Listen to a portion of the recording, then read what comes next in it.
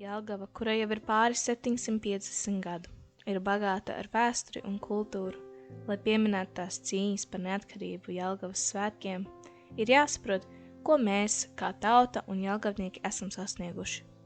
Laika gaitā šī pilsēta ir pieredzējusi gan upurus, gan uzvaras, kas visus jelgavniekus ir saliedējis un stiprinājis nacionālo identitāti. Kara laikā 1944. gada vasarā Jelgava piedzīvoja vienas no sīvākajām cīņām – smagus padomju aviācijas uzlidojumus, kuru rezultātā pilsēta tika gandrīz pilnībā iznīcināta. Šī traģēdija radīja milzīgus zaudējumus, taču jelgavnieku gars un apņēmība atgūt savu pilsētu bija neizsīkstoša. Padomju režīma laikā līdz pat 1980. gadu beigām Jelgava piedzīvoja politisko un ekonomisko represiju periodu, bet 1988. gada notikumi atnesa cerību izmaiņām. Jelgavnieki aktīvi iesaistījās Latvijas Tautas frontes darbībā, kas bija nozīmīgs solis ceļā uz neatkarību.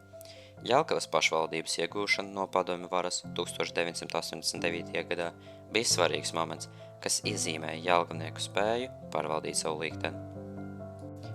Kad trešās Latvijas atmodas laikā tika pacelts Latvijas karogs, tas bija pierādījums, kas apstiprināja Jelgavas un visas Latvijas neatkarības atgūšanu. Tas bija spēcīgs un emocionāls mirklis, kas apliecināja pilsētas un tās iedzīvotāju neatlaidību un uzticību savai valstī. Šodien, pieminot Jelgavas svētkus, mēs atceramies un godinām tos, kuri cīnījās un upurējās mūsu pilsētai un valsts brīvībai. Mēs esam sasnieguši daudz, bet brīvība vienmēr ir jāsargā un jāciena. Jelgava turpina mainīties un attīstīties, saglabājot savu vēsturisko un kultūrisko mantojumu. Īsts novēlējums Jelgavai no intervijas fragmenta. Lai cilvēki ir draudzīgi, lai jums veiksmi!